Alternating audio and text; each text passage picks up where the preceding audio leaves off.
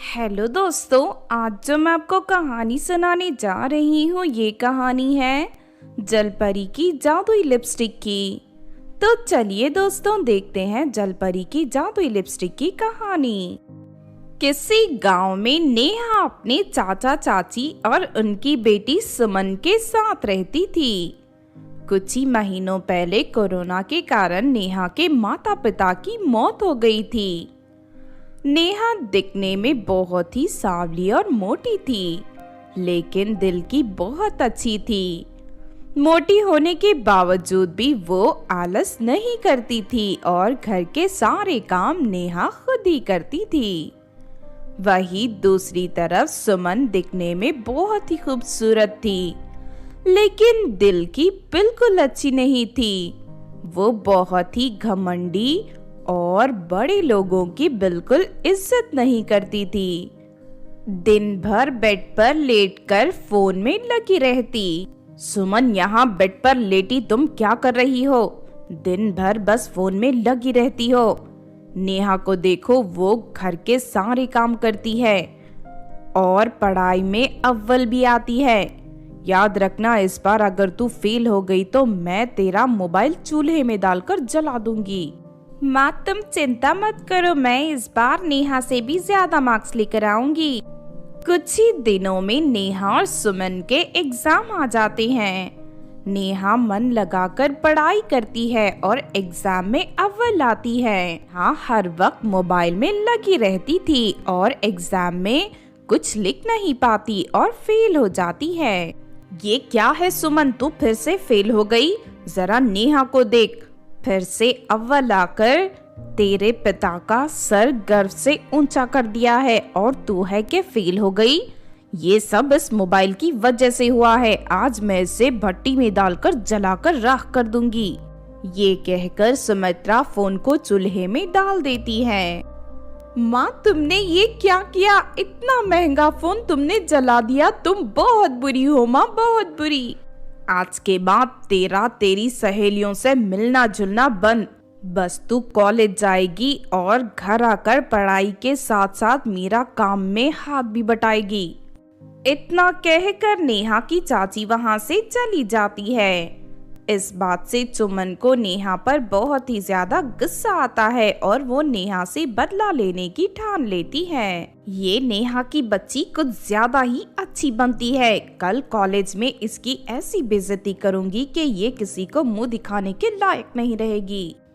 अगले दिन सुमन और नेहा दोनों कॉलेज पहुंच जाते हैं। कॉलेज में ब्यूटी कंपटीशन होने वाला था। नेहा भी उस कंपटीशन में हिस्सा लेने के लिए अपना नाम लिखवा देती है। तभी सुमन अपनी सहेलियों के साथ मिलकर उसका मजाक उड़ाने लगती है। अरे देखो देखो, ये काली कलोटी बैंगन रोटी भी ब्यूटी कंपटीशन में हिस्सा ले रही है। इसको तो काली मोटी भैंसों के कंपटीशन में हिस्सा लेना चाहिए। फर्स्ट प्राइज से ये कंपटीशन जीत जाएगी। हाँ, तो ठीक कहती है। मैंने सुना है भैंस कंपटीशन से पहले अपने मुंह पर गोबर का फेशियल करती हैं। ये ले गोबर और नेहा का फेशियल कर दे। सुमन गोबर लेकर नेहा के मुंह पर लगा देती है और जोर जोर से हंसने लगती है। सुमन की बाकी सहेलियां और आसपास के लोग भी हंसने लगते हैं। ये देख नेहा को बहुत बुरा लगता है। तुम सब लोग बहुत ही ज्यादा बुरी हो। आखिर मैंने तुम लोगों का क्या बिगाड़ा है? ये कहकर नेहा वहाँ से रोती हुई भाग जाती है और नदी किनारे बैठकर रोने लगती है। भगवान, आपने मुझे इतना काला और मोटा क्यों बनाया है? इस दुनिया में लोग अच्छे दिल और हुनर को नहीं बल्कि रंग और रूप को देखते हैं। मम्मी पापा, आप भी मुझे छोड़कर क्यों चले गए? ये कहकर नेहा जोर जोर से रोने लगती है। तभी उस नदी में रहने वाली जलपरी नेहा की आवाज सुन लेती है और उसके पास आती है। तुम रो मत, मैंने अपनी शक्ति से तुम्हारे बारे में सब कुछ पता लगा लिया है। तुम बहुत अच्छी लड़की हो, मैं तुम्हारी मदद करूंगी। ये कहकर जलपरी नेहा को एक जादुई लिपस्टिक देती है और कहती है, ये लिपस्टिक जादुई है, इसे लगाते ही तुम परी जैसी खूबसूरत बन जाओगी। लेकिन याद रखना, इस लिपस्टिक को कभी अपने से अलग मत करना, वरना तुम पहले की तरह बन जाओगी। तुम्हारा बहुत बहुत शुक्रिया जलपरी। ये लिपस्टिक लगाने के बाद कोई मेरा मजाक नहीं उड़ाएगा और मैं कॉलेज का ब्यूटी कंपटीशन भी जीत जाऊंगी।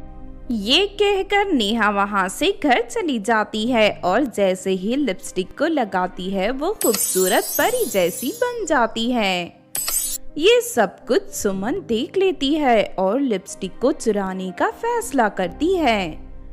रात को जब नेहा सो जाती है तो चुपके से सुमन लिपस्टिक को चुरा लेती है। अब मैं कल कंपटीशन से पहले ये लिपस्टिक लगाकर कंपटीशन जीत जाऊंगी।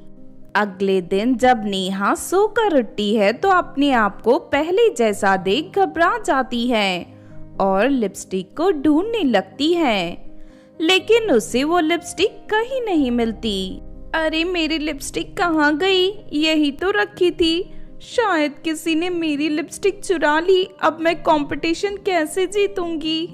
ये सोचकर नेहा रोने लगती है। नहीं नहीं, मैं ऐसे रोते बैठ नहीं सकती। मैं काली और मोटी हूँ तो क्या हुआ, मैं बहुत अच्छा रैंप वॉक करती हूँ और मुझ में कॉन्फिडेंस भी बहुत ज्यादा है। मैं इस दुनिया को दिखा दूंगी कि रंग रूप ही सब कुछ नहीं होता। ये कहकर नेहा तैयार होकर कंपटीशन में चली जाती है।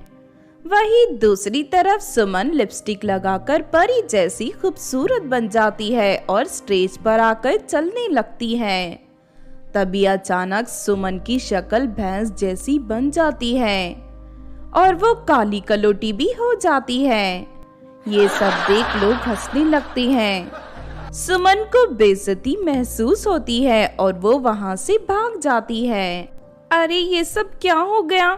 शायद मैंने नेहा की लिपस्टिक चुराई, इसीलिए मेरे साथ ऐसा हुआ। मुझे नेहा की लिपस्टिक नहीं चुरानी चाहिए थी। हे लिपस्टिक, मुझे माफ कर दो और पहले की जैसा बना दो। वही दूसरी तरफ नेहा पूरे कॉन्फिडेंस के साथ स्टेज पर आती है और रैंप वॉक करने लगती है। नेहा का कॉन्फिडेंस देख जजेस और वहाँ आए लोग बहुत ही ज्यादा खुश हो जाते हैं और तालियां बजाने लगते हैं। इस तरह नेहा कंपटीशन जीत जाती है और पूरे इलाके में ब्लैक ब्यूटी क्वीन के नाम से मशहूर हो जाती है। उस दिन के बाद से नेहा अपने रंग को लेकर कभी दुखी नहीं होती और अपनी जिंदगी खुशी से जीने लगती है। तो आपने देखा दोस्तों जलपरी की जादुई लिपस्टिक की कहानी।